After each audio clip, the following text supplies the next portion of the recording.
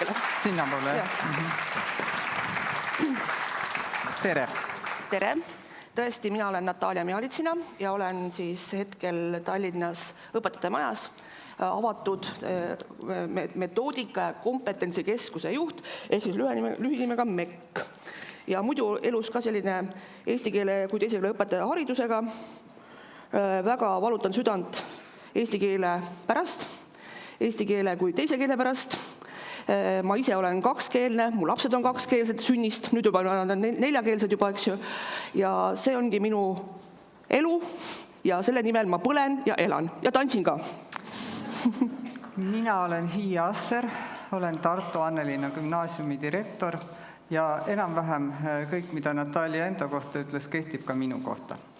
Oma õpetamiselus olen õpetanud eesti keelt teise keelena ja teen seda praegu ka natukene. Ja see valdkond on minu südame asi. Ma arvan, et Hiia võtab nüüd istet, eks ju, ja hakkame siis selle asjaga pihta.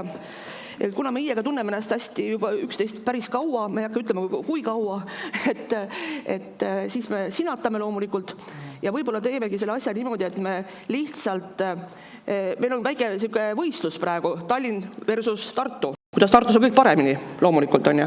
Teate, mis need, kes Eesti korvpallile kaasa elavad, need ilmselt panid tähele viimastel nädalatel seda lauset, et vaat kui tore, et on taas tekkinud Tallinna ja Tartu rivaliteet. Aga ma kuigi meil pärast tulevad slaidid, kus on Tallinn ja Tartu, ma igaks juhuks ütlen sissejuhatuseks ära, et vaat selles valdkonnas me oleme suured koostöölised, ei mingit rivaliteeti. Ja täiendame ja toetame üksteist. Ja, sest me alguses arvasime niimoodi, et meil Tallinnas on kindlasti palju raskem, et Tartus ei ole neid probleeme, aga me näeme kohe, et kas on või ei ole. Aga enne kui me selle meie tänase ettekande tunni vaatluse juurde läheme, siis ma ikkagi, olles ka selles grupis, kes käis Kanadas, elus esimest korda muide käisin Kanadas, ja kuuldes selle keelesõbraliku kooli filosoofiat, mulle õudselt meeldis see ja mul on see kogu aeg mõttes, eks ju, see keelesõbralik kool, et kui kihvt see on, kui lahe asi see on tegelikult, eks ju, ja kui tolerantne see on. Ja siis ma küsingi praegu ja olen mõelnud ka, et kas see meil on võimalik ja just praeguses eestikeelsele hariduse ülemineku protsessis. Ja siis ma küsingi Hiia sinu käest, et mis sa arvad, et kas see on meil võimalik? Või äkki meil juba ongi keelesõbralik kool või see ei ole meie rahvusriigis, ei ole see võimalik?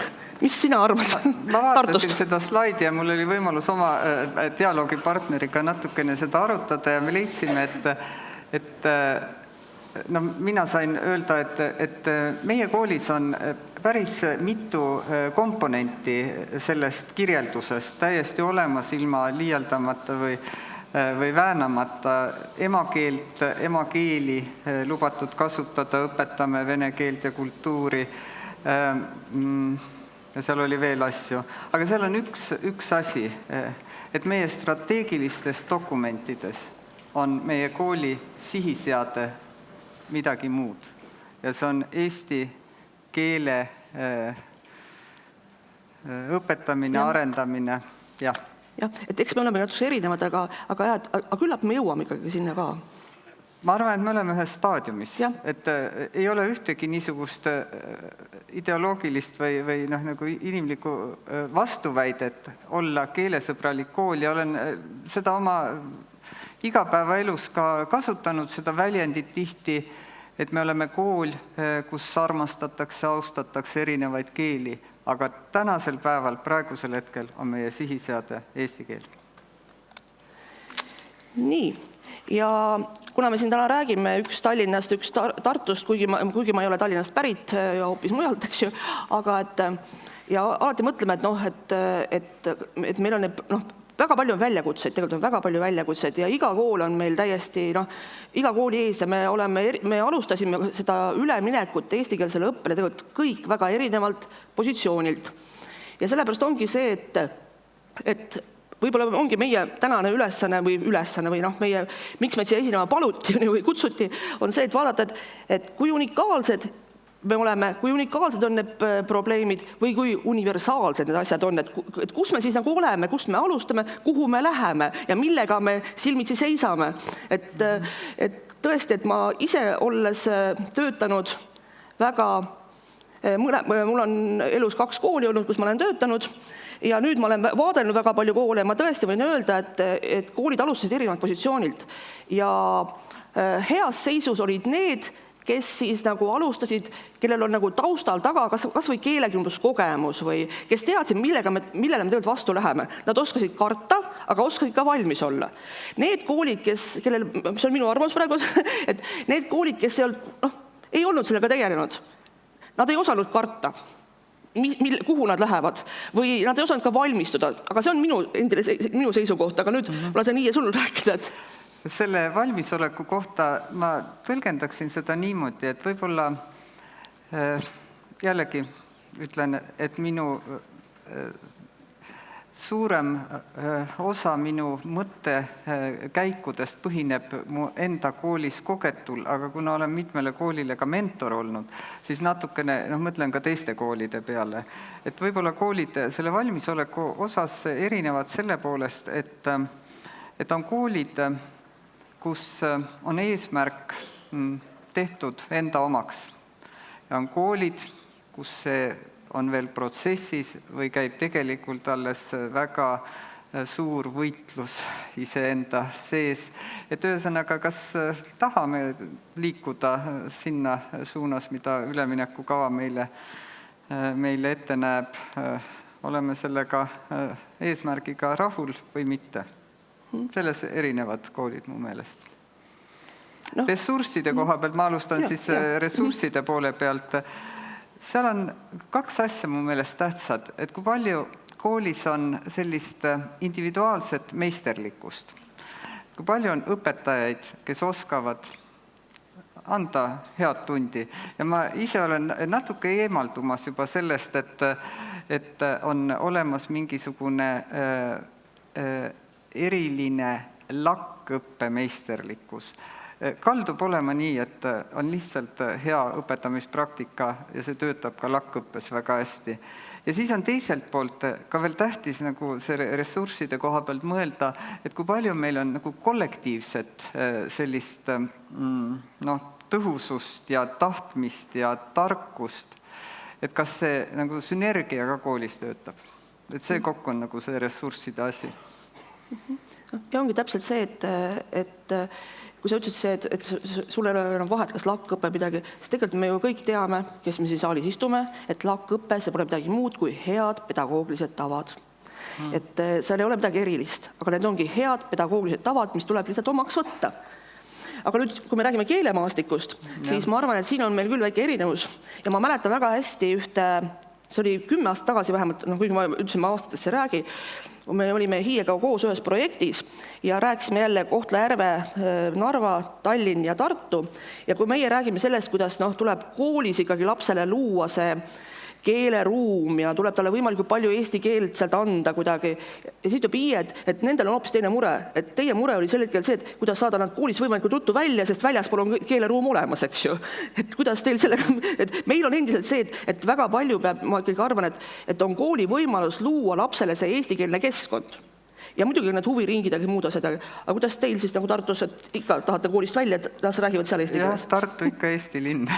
et selles mõttes ei ole midagi öelda, keelekeskkond töötab meie ülemineku kasuks. Aga ma kuulsin, et eelmine kõneleja või vähemasti teda tõlgiti niimoodi, et keeleline reaalsus on erinev. Võtan enda repertuaari nüüd uue termini, keeleline reaalsus. Aga meie keeleline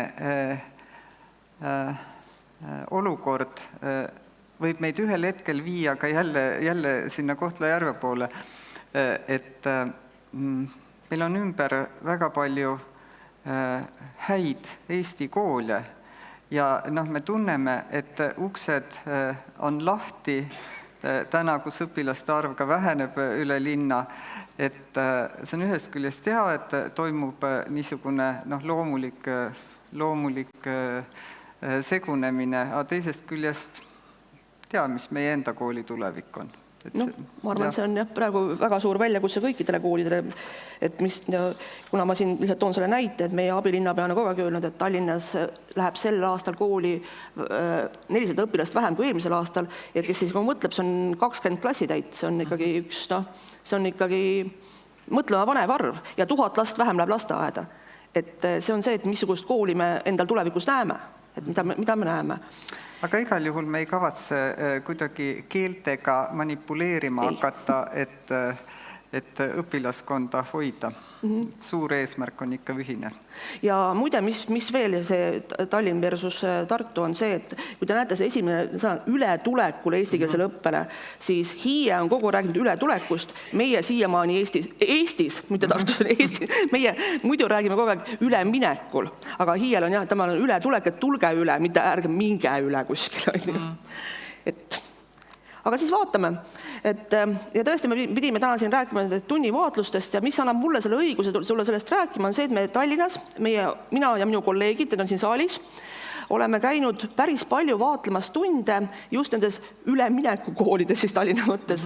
Ja ma arvan, ligi 90 tundi oleme ära vaadanud nüüd alates oktoobrist ja vaadanud, mis need siis on. Ja et on siis universaalsed, unikaalsed, eks ju, aga mis on see lähtekoht, kui mina lähen tundi vaatlema, ma olen ammu, ja mul on see keelekümbluse ajast, ma olen vana keelekümblane, ja on nagu selge, ma olen enda jaoks pannud teatud asjad paika, et mina usun headusesse.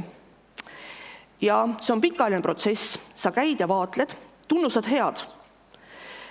Palju lihtsam oleks minna ja öelda, et see kõik on valesti, nüüd pane siia ja inimene ütleb, et okei, valesti, kummardan, ootan peksu, eks ju, ja lähen edasi.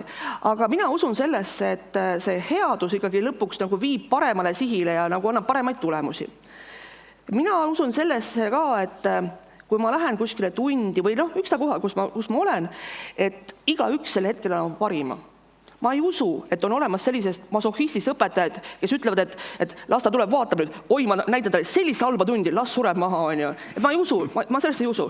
Mina usun, et iga inimene annab sellel hetkel oma parima, mis võib olla, aga just sellel päeval, sellel hetkel. Sellepärast, et see on ainult üks episood. Õpetajal võib olla hammas valutada, lapsel võib olla pahas tujus, neil võib olla enne mingi muu asi, aga see ongi see üks episood, mida mina näen. Ma ei tea, mis oli enne, ma ei tea, mis tuleb homme. Et ma näen seda episoodi ja ma näengi seda ja ma saangi sellest ainult rääkida, mis ma näen tegelikult. Ja alati on minu jaoks olemas maitse küsimus. Et ma mäletan seda, kui ma olin ise noor õpetaja ja siis mulle õpetati, ja mina ise ka muide, ma ei istu tunni ajal, ma seisan püsti, kuna ma ei saa, ma pean liikuma kogu aeg, on ju. Adrenaliin on veres, tunnis 45 mintsi kogu aeg, on ju. Aga samas ma ei saa ju panna pahaks, kui õpetaja suudab ka istudes teha sellise tunni, et sa hakkad nutma, et nii hea tund on. Et see on kõik maitse küsimus tegelikult, et kes kuidas teeb. Ja need on minu lähtekohad, kui ma lähen kuskile tundi vaatlema ja ongi nii. Natalja, see on hea nimekiri. Ma mõtlesin, et kui ma ka siin istun, et ma peaksin kuidagi seda täiendama, väga raske oli leida veel midagi, aga ma ühe ikkagi leidsin. Minu ootus on ka alati mõlemapoolne avatus. Ma arvan, et see on sul kuskil siin sees, et see, mida me tunnis koos kogesime õpetaja tundi andes ja mina seal juures viibides, et sellest rääkides peaksid mõlemad pooled olema maksimaalselt avatud. Ja siis ma tahtsin ühe sellise, me peame vaidlema ka natuke, eks või ma ei vaidle, aga ma ühte rida pikendaksin, et jah, see on ainult üks episood ja tõesti, see ei ole kindlasti alus diagnoose panna ei klassile õpetajale ega olukordadele, aga ma mõtlesin selle peale, et aga see episood, juhul kui ta meile näiteks ei meeldinud väga või me tundsime, et seal ei toimunud midagi õigesti, et see on olnud ja see on õpilase elus ka olnud. Ja me ei tea, kui palju episoode sellel õpilasel päeva jooksul oli ja võib-olla ka neid ebaõnnestunud või kuidagi mõttetult mööda saadetud minuteid oli näiteks. Et sellepärast ma veel tõmbaksin 2 korda punasega joone alla. on mul jaoks ka nagu väga tähtis uskuda, et igaüks andiski endast parima, et neid episoode, mis võib-olla ei ole õnnestunud, oleks õpilase vaates nagu päeva jooksul vähem. Nii, ja siis on nüüd see, mis siis me oleme täheldanud, et mis siis on nagu need rõõmud tegelikult selle ületuleku, ülemineku protsessis ja tegelikult on hästi tore on see, et kui me läheme kooli sisse, siis juhtkond ja kõik räägivad tegelikult, et kui pühendunud on see personal tegelikult. Või noh, me kõik teame, et see õpetajate leidmine või see on katastroof, see on Eestis katastroof. See ei ole enam mingi eriolukord, see on juba katastroof. Ja see, et tegelikult koolid ise tunnustavad ka meil, et tegelikult ütleme personali hulgas, vaatamata sellele nad teavad, et osa neist kaotab töö, B1, B2 pärast varsti on ju, et tegelikult on märgata positiivsed hoiakud selle eestikeelse õppele üleminekul. Et selles suhtes ma pean tunnustama väga koole selles suhtes, et nad on, et me oleme suutnud nagu viia selle ikkagi ka inimesteni, et see on tegelikult oluline. Kui me siin enne rääkisime keelesõbralikust, aga praegu on meie jaoks oluline see, et lapsed peavad saama eestikeelse hariduse, nad peavad suutma eesti keeles rääkida, õppida ja ma räägin just haridusest, mitte eesti keele oskusest. Et see on nagu minu arust on nagu see, mida meie oleme märganud, kui me käime. Ei vaidle vastu, täiesti nii, sama tunne. Siis on teine asi, mis veel, et just, et on koolid rääkinud mulle, juhtkonnad ka, või meile tähendab, kus me käime, et nad on uuesti jälle taas üle vaadanud oma tugisüsteemid, et kui varem oli võib-olla mentorlus kuskile hämarusse vajunud, nad saavad nüüd aru, kuna tuleb kooli, meil on ikkagi niimoodi olnud, et meil üks kool rääkis, et tal tuli septembris 26 uut töötajat, et ja juht ei suuda ise nendega enam tegeleda, et see mentorlusprogrammide see tähtsus on tõusnud ja just üle vaadata, kuidas see mentorlus tegelikult toimiks ka ikkagi nii, et ta tõesti on olemas ja ta on õpetajate jaoks olemas. Ja võib-olla see on ka see meie keskuse nagu üks roll on see, et me aitamegi juhtkondi ka selles, et me käimegi vaatamas ja aitame neid ka, ütleme, kas neid tunde vaadelda või mentorlust või sellist asja teha. Ja mis on hästi oluline veel Tallinna puhul on see, et väga paljud koolid on leidnud võimaluse võtta tööle LAK-õppekoordinaatorid. Mõnes koolis täidab see rolli õppejuht.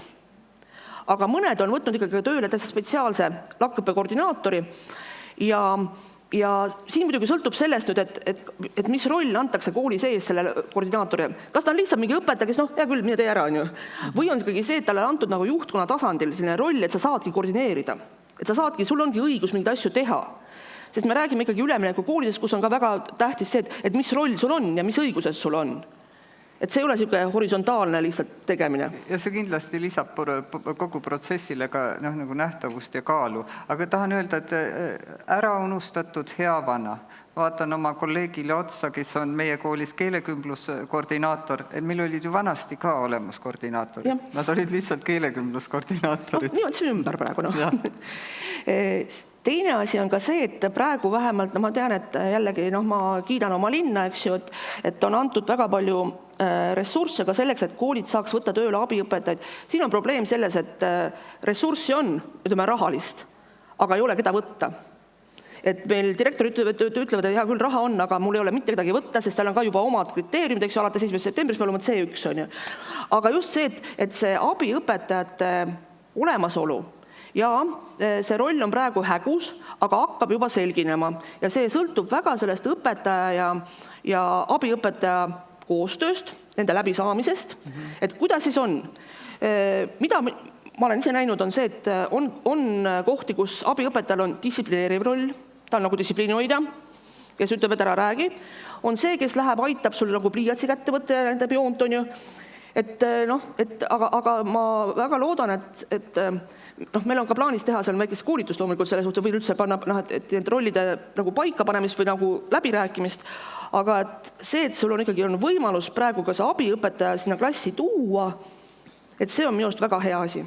Seal on veel üks kolmas viis, et abiõpetaja tuleb, võtab klassist lapsed ja liigub nendega üldse klassiruumist välja, aga kui te hakkate seda abiõpetaja koolitust korraldama, kutsuge meid ka õppima, sest see, mida ma näen, kahjuks ongi jällegi nagu ressursi raiskamine, et 2 õpetajat klassiruumis, metoodika ei ole veel, meil ei ole veel oskusi päris, ja teine asi, mida seal teha kahekesi. et me räägime praegu rohkem nagu koolis, kuna meil on kooliinimesed, eks ju, aga tegelikult on ka väga lahtine ikkagi see abiõpetajate roll lasteaias, sest väga paljud lasteaiad ju praegu üleminekuprotsessid läksid üle mudelile 1+2, ehk siis 1 on õpetaja ja 2 on abiõpetajad ja need 2 abiõpetajad on pahatihti need, kes olid kunagi enne õpetajad, kes on väga tugevad metoodilised inimesed, eks ju, aga see 1 õpetaja on see, kes on tulnud õhinapõhiselt ja ma väga kiidan neid inimesi, väga kiidan, kes tahtsid tulla kas pangast, ma olen näinud pankureid, ma olen näinud merendusest tulnud inimesi, kes on nüüd õpetajad ja siis tema on õpetaja, tema peaks nagu see meeskonda juhtima, aga all on 2 abiõpetajat, kes on väga tugevad metoodiliselt ja kes räägivad lastega sama keelt tegelikult. Ja siis ma alati mõtlen, et huvitav, et kui mina oleks laps, et miks ma peaks minema praegu selle õpetaja juurde, kes räägib minuga võõras keeles, kui mul on olemas abiõpetaja, kes on enne mu õpetaja. Ta oli tädi Tanja mul enne, on ju, ja nüüd ta on seal abiõpetaja. Ma lähen loomulikult tema juurde rääkima, et see rollide hägususe paika panemine, see on praegu ääretult oluline, see protsess on ääretult oluline praegu, mis meil tuleb paika saada, kui me tahame selle asjaga edasi minna. Mis on veel teeb rõõmu, on see, et mida koolid tunnistavad, et tänu sellele üleminekule, et see LAK-õpe tegelikult on saanud ka ju tegelikult hästi suure hoo, mis siis, et on head pedagoogilised tavad, on ju, aga see ka, et interaktiivseid asju on hakatud kasutama palju sihipärasemalt. No varem oli ilus tahvel, mängisime, tegime, on ju, aga nüüd ikkagi ka see, et see tõesti see interaktiivsus nagu toetaks seda eesti keelt ikkagi kuidagi ja me leiame sealt asju, mis meid toetavad ja kui ma ise ei osanud, ma leian sealt midagi, panen kas või selle eestikeelse laulu peale. Ma olen näinud supertundi muide, kus arvatakse õpetajal on õigus õpetada eesti keeles, kuna ta on mingi haridustaseme saanud eesti keeles, tema enda eesti keel oli väga hea. Aga ta kasutas tahvlit, slaide ja tund oli tegelikult väga hea, sest lapsed rääkisid enamus aja, laulsid enamus aja, eks ju, tegid asju. Et see on nagu see, et mida mina olen täheldanud. Jah. Ma vaatan kella ka. Ma vaatan sealt kella. Nii, aga siis on see eestikeelse keskkonna laienemine, aga siin on nüüd üks asi, mida ma tõesti tahan öelda, et sellega on koolid kimpus, et kuidas ikkagi ja kõik, mis asjad.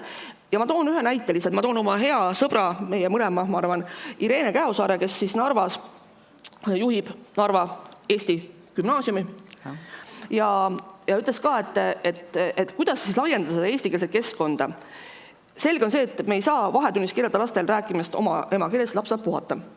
Aga Irene, mis nemad tegid, et nemad nagu hakkasid tasapihti pihta, ütlesid, et sellel korrusel räägime ainult eesti keeles. Et kui sa sisened siia koridori või sellele korrusele, siis siin me räägime ainult eesti keeles.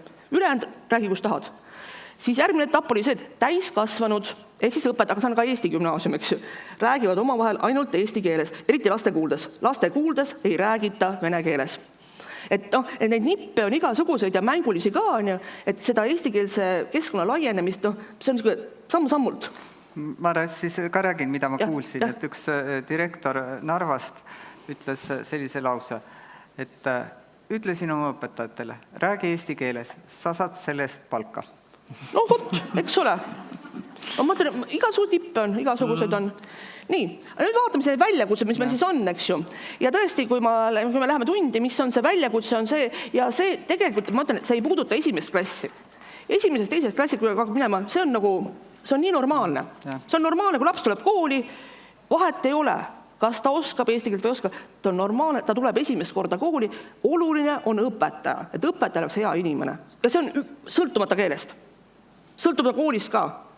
Ma ütlen ka, et esimene klassi, sa üldse ei pea valima kooli, mina oma esimesse kooli, mis sul ees on, ja kui on hea õpetaja, su laps saab väga hea hariduse. Ja nüüd tulengi selle veidi varem öeldud lause juurde tagasi, et kui kool esitleb seda lapsevanematele nagu ainuvõimaliku loomuliku asja, siis esimese klassi laps täpselt nii, nagu Natalja ütles, ongi. Hilisemad või vanematega on raskem. Aga mida meie siis näeme, kui me seal käime tundides, me näemegi seda, et tegelikult 4. ja 5. klass, kus me praegu vaatame, et väga sageli on raskuseks just see madal keeleoskuse tase. Et kuni lapsed tulevad 4. klassi, nende keeleoskuse tase on nii madal ja samas ma ütlen ka seda, et meie Mina arvan, siin on viga süsteemis loomulikult, aga ma ei hakka, et me eeldame, et tegelikult, et lapse keeletase oleks A2 ja samas ta võtab kätte loodusõpetuse õpiku, mis on C1 tasemel, eks ju. Et siin on nagu, minu arust on siin mingi viga, mida peaksid teadlased või keegi teine nagu lahendama, aga kuidagi see asi on olnud. Ja hästi palju, ja tõesti, ja nüüd me lähen eemalduses. Võib-olla siin on see koht, et me ei julgeks öelda, et meie laps Tartus või meie koolis on madala eesti keele oskusega. Ta on keskmise eesti keele oskusega või isegi eakohaselt tipp-topp, aga sellel tasemel tekib nagu uus mure, et need lapsed, kes on vähema keeleoskusega, et nad kuidagi peituvad või peidetakse klassiruumi ära, et kui klassis on olemas õpilased või suurem rühm sellist dialoogi suutlikku või dialoogi hoidjaid, et siis kuidagi need, keda on just vaja peo peal hoida ja tähele panna, et nad kaasas püsiksid, et neist võib saada riskirühm. Aga seal on ka üks strateegia. Meie kooli tuli ligi 200 Ukraina rändetaustaga õpilast ja siis me saime selle strateegia toimivust kontrollida, see teate küll uppu või uju. Et tegelikult alati ei peagi seda last püüdma nagu peopesa peal hoida, õpetaja märkab ja teab, aga see väljaujujate grupp on ka täitsa olemas. Aga uppuda ei tohi kellelgi lasta. Loomulikult. Sest kool vastutab. Et teine asi, mida ikkagi on siiamaani näha, on see, et meie tunnid on hästi palju õpetajakesksed. Õpetaja räägib, ma ise ka, me ka siin praegu, me naudime oma häälepõla, me naudime kogu aeg oma häälepõla. Ja absoluutselt. Ja tegelikult on ka see, et õpilased tegelikult on hea, kui ta saab ühe korra vastata ja pahatihti on see ühesõnaline vastus. Et lihtsalt aega ei ole, ruttu lähme edasi, 2+2, õpetaja ei nõua, töötab 2+2 võrdub 4-ga või 2+2 on 4, kas või 4 võik. Ja see on ainuke asi, mis ta suudab öelda tunni jooksul. Või teeb nii. Jah. Või ütleb midagi muud. Et see on see, mida ma tõesti näen, aga me tuleme ka selle soovituste juurde.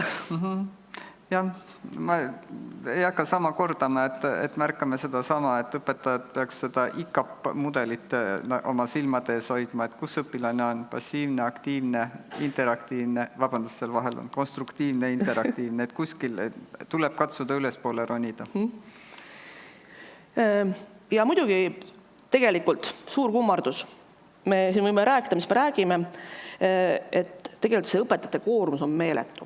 Kui praegu keegi siin tõuseb püsti ja ütleb, et aprillikuu ma ei ole üldse väsinud, ma kummardan su ees, tõsiselt, sest et ja see on see ka, et miks võib-olla õpetaja ei jõua enam tulla koolitustele, õpetaja ei jõua ennast arendada, õpetaja ei jõua minna teise tundi ja õpetaja ei jõua öelda häid sõnu, sest see on inimlik. Sa oled nii väsinud lihtsalt juba, et saaks oma tunni antud ja natuke isegi hiigata kuskil. Et see on, mina näen seda, ma ise tunnen seda, kuna mul on järgmine nädal riigieksam, ma olen 12. klassi õpetaja, et see on see, mida ma ütlen. Ma arvan, enamgi veel kolmandikul neist on lahkumisavaldus esimeses sahtlis, aga ta pole seda veel ära andnud. Mais ta mõtleb ümber, aga olgu. Et see üleväsimus võib jällegi kahjuks anda selliseid imelikke hetki klassiruumis, ühte nägin hiljaaegu, et õpetajad väga tore, kui nad oskavad olla ratsionaalsed, üksteisega materjali jagada, kasutada neid, aga et kui on jäänud puuduse aeg, et materjal on nagu enda käe järgi või läbi mõtestatud, et siis võib juhtuda see, et jah, materjali näitan slaidi, väga tore kõik, mis siin on? Et õpetaja nagu ei orienteeru alati väga hästi selles, mis tal seal selja taga jookseb. Et jah, et ratsionaalne tuleb olla, aga nagu mõttekus tuleb säilitada. Nii, ja siis on nagu võib-olla need üleüldised väljakutsed, mida me oleme näinud ja me Hiiega mõlemad oleme ka nõus, et mida mina olen tähele, ma ei olnud selle peale varem mõelnud, muide, Aga nüüd olles käinud tundides ja ma näen, kuidas lapsed 4. või 5. klassis loevad, siis meie laste lugemisoskus. Ja ma ei räägi praegu, mina olen näinud seda, kuidas ütleme, vene laps loeb eesti keeles, aga tegelikult ma hakkan mõtlema ka eesti kooli peale, meie laste lugemisoskus on väga nõrk, väga madal. Aga meie õppimine on tekstipõhine, ajalugu, loodusõpetus, isegi matemaatika, tegelikult on tekstipõhine. Ja nüüd ma olen alati mõeldud, et kui nüüd mina õpetan, ratsionaalarv, naturaalarv, ütleme, naturaalarv, aga tema ei loe seda välja, ta isegi ei loe seda välja, siis tema ei saa aru, millest mina räägin. Ja see on minu arust see, miks me räägime, ja mille pärast ma väga kardan, ma väga põen selle pärast, et just praegu, ja mina põen praegu just nagu ülemineku pärast, aga tegelikult ütleme ka see 5.–6. klass Eesti koolis, miks need poisid meil kuskil seal on ja mis asjad, et meie lapsed ei oska lugeda enam. Ja nad ei loe neid sõnu kokku, nad ei saa sellest aru ja meie räägime siin mingist, ma ei tea, mis X lugemisest ja nad isegi ei oska lugeda kokku asju. Sellepärast armsad aineõpetajad, just aine, mitte eesti keele. Eesti keel tegeleb sellega niikuinii. Aineõpetajad, laske lastel häälega lugeda. Jah, et see on ka see asi. Ja ma ütlen ka, ja tegelikult ikkagi on ka, mida ma olen mõelnud ja mille suunas me praegu liigume, on see, et me kutsume ikkagi õpetajaid varsti kohe lugemisoskuse õpetamise koolitustele, et lihtsalt, ja see ei ole eesti keele õpetajale, see on aineõpetajale, et kuidas ka ajaloos sa saad toetada lugemisoskuse arengut. Sest mina arvan, see on strateegiline oskus ja seda peab teadma, sest muidu me kaotame. Me kaotame need lapsed ära. Ja. Siis on see sinu lause, et tõend. Jah. Et samuti tegin ekstra tänase ürituse jaoks rea tunnivaatlusi 6 aja jooksul ja kokkuvõttes pean ütlema, et kahjuks nagu tõendeid õpetamisest märkan rohkem klassis kui tõendeid õppimisest. Et mis ma silmas pean, et ma vahetevahel näen tundi, kus laps istub nagu teatris. Mida ma näen, mis minuga tehakse, aga miks tehakse ja millal mina pean aktiivseks muutuma, et seda ta nagu ei pane tähele, et jah, et jah. Ja samamoodi, see on ka minu suur viga, et see õpetaja kõnetempo, kuigi ma ei ole kunagi õpetanud eestikeelses koolis või eesti keele õppekeelega koolis on ju, ma olen kogu aeg õpetanud vene lapsi, aga mu kõnetempo on läinud tunduvalt aeglasemaks, aga senini üks mu õpilane, kui tema klassilt küsis, et et sul on nüüd praegu uus õpetaja, et kuidas oli eesti keel olnud, et mu kuulmisoskus on küll väga palju arenenud. Minul ei ole kõnetempoga kunagi probleemi. Aga millega ma tunnen, et mul võib olla probleem ja äkki teil ka, et emakeele kõnelejana ma midagi õpetades, mul jäävad need fookused või nagu reljeefsed esiletoomised kuidagi tegemata. Et emakeel voolab kas kiiresti või aeglaselt, aga õpetamise mõte on muus. Mitte, et õpetaja keel voolab, vaid et õpilane märkab ära tähtsad asjad. Ja ikkagi tahad ju nüansse tuua ja ikkagi meil on öeldud, et tuleb kordusi vältida, see ütled ükskord ühe sõna, pärast teise sõna sünonüümed, aga muukeelsel õpilane ei ole vaja, sa pead talle kõigepealt raiuma pähe ühe lause, pärast raiuma pähe teise lause, nii ta läheb. Jah, ja mis on nagu minu puhul on see, et kui me käime tundides, vaatame neid tunde, siis ma alati mõtlen, et huvitav, kas ma olen vana, küllap olen ka juba, on ju. Et ja küllap nagu on ka moodsam asi, aga mulle nagu endale õppijana väga meeldib, kui oleks tunnil konkreetne algus, kus öeldakse ära, et tund, see teema ja eesmärgistamine, ei pea olema mingid suuri kosmosesse lendamisi, on ju. Aga kui ma õpilasena tehakse, et tunni lõpus sa, Natalja, tead, mida tähendab kosmos, tiirlemine ja pöörlemine. Ma oleks väga õnnelik. Ja tunni lõpus õpetaja küsib, Natalja, kas sa nüüd tead, mis on tiirlemine ja pöörlemine? Siis ma tiirlen ja pöörlen ja ma näitan talle ära, et ma sain sellest aru.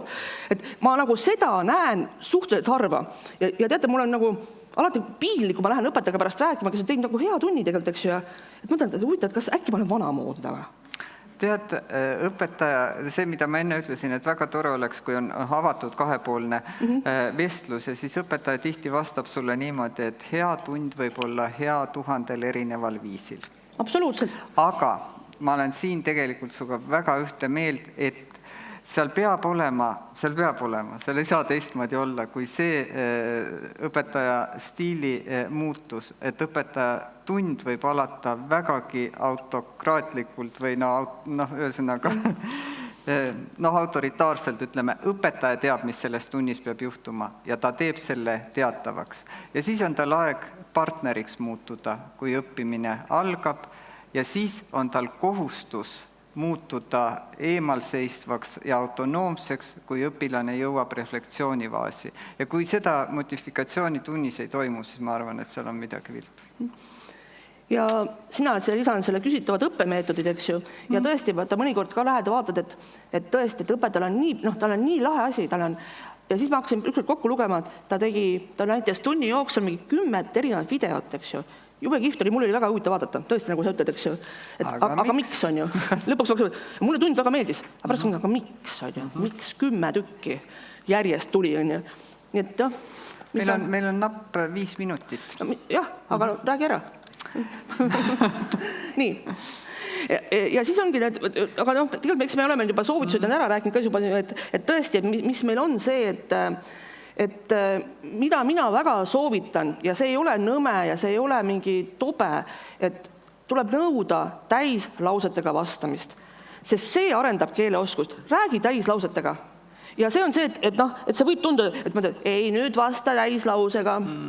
Ja ikkagi see, et kuna ma vaatan, et meie eesmärk on eesti keel praegu on ju, siis ikkagi jääge eesti keele juurde. Ma tulen õpetada, et ära võta vastu venekeelseid vastuseid.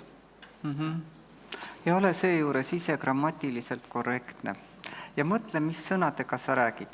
Et seal on jälle hästi raske seda head tasakaalu hoida, et ühest küljest on tore, kui õpetaja valdab erinevaid stiile ja on tore kõnekeeles esineja, aga kui seal kõlab näiteks, et ja nüüd see bla bla bla jätke vahele, ei ole päris kindel, kas õpilane pidi just selle väljendi omandama, äkki oleks võinud kuidagi teistmoodi väljendada. Ja kui me rääkisime see eesmärgistamine, eks ju, et tegelikult oleks ikkagi hea teada, et miks ma siia tulin praegu sind vaatama, on ju, 45 minutit oma elus siin veedan sinuga praegu, miks on ju. Jah. Ja mina ikkagi olen jälle nagu vana keelekümblusena ikkagi see 80-20 ja ütlen alati ka seda, et tõesti ei pea 80 minutit rääkima õpilased, aga laske see tunnis vahepeal see kord käest ära, et las nad räägivad oma vahel, aga las nad räägivad eesti keeles. Las nad loevad, las nad teevad, et mulle, ma ütlen ka, enda häälekõla nautimine on väga ilus, aga siin tõmba ennast tagasi natuke. Monoloog peab üks hetk vestluseks üle kasvama. Ja samas mõtlen ka see kooris kordamine, et jällegi õpetajad ütlevad, et nad ei loe, aga siis lase neil 4. klassis lugeda näpuga järgi, et sa näed, kas nad loevad või ei loe, lugege koos. Ja vähemalt, ja vaata, kui see laps nagu isegi võib-olla ei oska seda eesti keelt hästi, siis ta kooris teistega koos, siis ta ei tõuse esile, siis ta julgeb lugeda, sest seal ei kõla tema hääl välja, tema hääldus välja, eks ju. Nii? Aga mulle meeldib see, et ootus on, et õpetaja ei räägi tundi täis. Meie räägime praegu oma aja täis loomulikult, on ju, meie ju naudime siin, eks ennast. Ja visuaalne toetus loomulikult. Et mida on väga vähe näha, on see, et oleks kuskil olemas mingid lausemudelid, mis õpetaja annab ette. Et kas või see, et mina arvan, et või et koonus on, sellised asju. Hiljuti kuulsin koolitusel sellist lauset, et lihtne teksti või sõna pildiga asendamine ei ole veel visuaalne lihtsustamine, vaid tuleks koos õpilastega mõelda, kuidas visuaal luua, et see õppetööd lihtsustaks. Mentorlussüsteem, eks ju, loomulikult tuleb leida mentorid, sest õpetajad vajavad tuge. Ja isegi need, kes on juba koolis töötanud aastakümneid, ikka vajavad tuge. Siin ei ole mitte midagi. Seal on võib-olla ainult see kommentaar, et katsuge koos alustava või ükskõik siis selle õpetajaga, keda toetada tahetakse, selgeks teha, mida ta vajab ja mida ta tahab. Et nagu see vana inimene, keda üle tee aidatakse, aga ta ei taha minna. Siin ei ole mõtet aitama minna. Õpetaja sama lugu. Ja nüüd on siis see, et kolleegide vaheline õppe, et tuleb tõesti praktikaid jagada, tuleb leida, see on nüüd rohkem juhtkonnale juba, et leidke see aeg, andke õpetajatele võimalus käia teineteise juures ja vaadata ja kuskil mujal koolis. Väga meeldib teistes linnades käia. et see üle-eestiline võrgustik väga väärtuslik asi, juba keelekümbluspäevilt. Noh, keelelisest eeskujust me juba sinuga rääkisime, et õpetaja peab ise olema keeleline eeskuju, mõtlema, mida ta räägib, kuidas ta räägib, kui kiiresti räägib. Tunni ülesehitus me ka rääkisime, aga see kodutöö tõesti on ka see, et kodutööl peab ikka mingi mõte olema. Ja ma ütlen alati õpetajatele, et kui sa annad kodutöö, sa võtad endale tööd juurde, sest sa pead järgmine tund seda ju kontrollima. Ära siis anna. Ära anna. Tee tunnis lihtsalt uut asja. Et ei ole mõtet. Ei ole mõtet. Ja Hiie on lisan selle hea lause. Ja see on, tegelikult ma ei taha seda teemat alustada, see on täiesti uus teema, aga et me kõik juba puutume kokku sellega, kuidas AI meid kodus aitab. Nii. Ja jõudsime lõpuni, siis me tõesti tahame öelda aitäh ja mina tahan sügavalt ja tänulikult öelda aitäh kõikidele nendele, keda ma kunagi elu jooksul olen külastanud. See, et te tundidesse lubate, see, et te mind olete ära kuulanud või ka Hiiet, eks ma usun, on ju. Aga kõigepealt rohkem see, et te ikkagi teete oma tööd ja see on sügav kummardus, see on tõsiselt sügav kummardus, nüüd ole aprillikuus praegu ütlen, ja te teete seda südamega ja mina ikkagi olen siiras usus, et igaüks meist annab oma parima. Ja isegi kui tal on sahtlis see lahkumisavaldus, ärge sellega kiirustage. Võtke see mais tagasi ja põhjus on see, et te peate aru saama, kui erilist ja suurt missiooni te praegu Eesti hariduses täidate. Ja suur aitäh teile selle eest. Ja Hiie on öelnud ükskord jälle ammu, ma talle tutvusin Hiiega, et Hiie on öelnud seda, et riik, poliitika, ministeerium ja ka direktorid võivad vastu võtta ükskõik mis otsuseid, ükskõik mis muudatusi, aga lõpuks on ikkagi õpetaja see, kes selle töö ära teeb. Ja see on minu mõte. Ma jään ka nende sõnade juurde endiselt. Siiamaani. Nii et suur aitäh teile, aitäh, et ära kuulasite. Aitäh.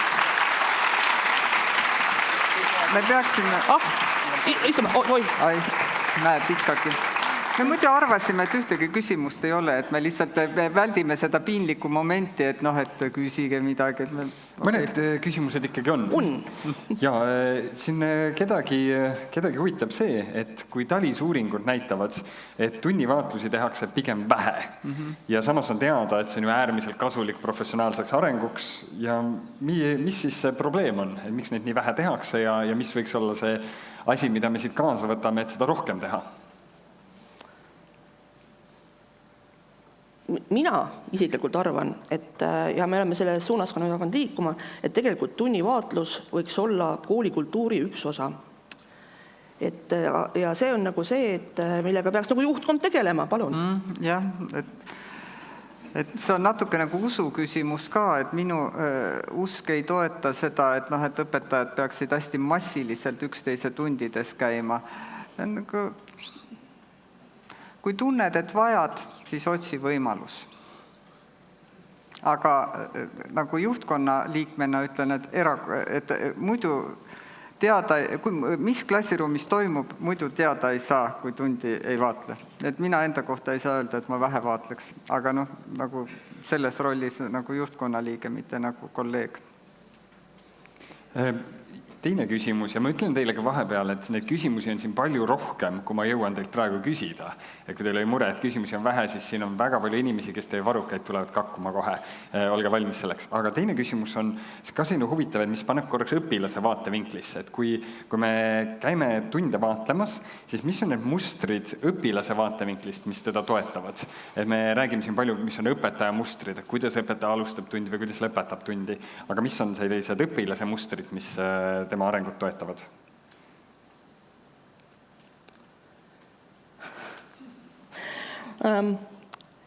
Minu kogemus näitab seda, et ma olen ka vestelnud mõnikord enne õpilastega. Mõni on tulnud minuga rääkima, et kes ma selline olen ja ükskord oli just see, et üks poiss, ta oskas nii imehästi, ta oli väikeklassi poiss muide, kus ma alati mõtlen, et väikeklass on, et väikeklassi poiss, ta rääkis minuga imeilusas eesti keeles. Ja lõpuks küsis, et kas ma tohin vene keeles öelda? Ma ütlesin, et ei, kas te räägite vene keelt? Ma ütlesin, et saan aru küll, on ju. Ja siis ta alustas eesti keeles öelda, et kuulge, et meile täna öeldi, et meil tuleb praverka. Et kas teie olete see praverka? Ma ütlesin, mina ei ole mingi braverka, et mina olen siin sul külaline ja vaatan sind, on ju. Et noh, et eks see ole see, et kuidas need õpilased on ette valmistatud või öeldud või kuidas ta on harjunud, et nii mõnigi kord on õpetajad öelnud, et õpilased täna käitusid väga hästi, sest ma olin seal, on ju. Ma olin jumala sõbralik inimene, ma istun lihtsalt vaikselt nurgas, eks ju. Nii et õpilase vaates, ma arvan, ongi see, et me tegelikult ju vaatleme õpetajat, kuidas tema saaks paremini õpilastega toime pärast. Mina arvan, et kõige parem, mis õpilasega tunnis alustuseks peaks juhtuma või seisund, mida saavutada, on pingevaba sõbralik õhkkond. Siis edasi võiks õpetaja tunda Stephen Krasheni viite keele omandamise hüpoteesi. Ma ei hakka neid praegu ümber jutustama, aga täiesti... Lõuna ajal räägid. Ja siis üks minu kolleeg ütles, et tegelikult on selline lihtne metoodiline soovitus, kõik tarkus on 3 sõnasse kokku võetud, mis tunnis peaks olema afekt, efekt, defekt. Et sellel on pikem põhjendus, aga jah, et peab olema nagu tunne, midagi efektset, midagi, mis su tähelepanu äratab. Midagi, see defekt, sellel on ka oma seletus. Mul läks meelest ära, ma tahtsin kindlasti ära öelda, et mida on öelnud need koolid, kus me oleme käinud, et mida on hästi puudu, on see, et nad on väga tänulikud, et keegi tuleb ja ütleb midagi hästi. Et kogu aeg me nõuame, et see on valesti, õpetaja peab seda tegema, pead seda, siis sa pead tegema seda. Ja siis läheme meie, on ju, ja me räägime, et tegelikult teil on ju see, mis me teeme alguses välja, teil on ju kõik hästi, te olete õigel teed, et see on hästi. Ja ma olen nende koolidele nii tänulik, ja seda igal pool välja tugev, et nad on nagu meile tänulikud, et meie neile ütleme, et teil on tegelikult ju hästi, teil on asju, mis on väga hästi. Et see on nagu hästi oluline, mida minu näevad, mida koolid ootavad tegelikult ka ja õpetajad ka ootavad, et tegelikult sa oled hea. Aga sa saad veel paremini, roki täiega, ma ütlen alati. Aitäh, teeme veel ühe aplausi. Aitäh. Oota, me saame šokolaadid ka. Aha. Aitäh. Aitäh.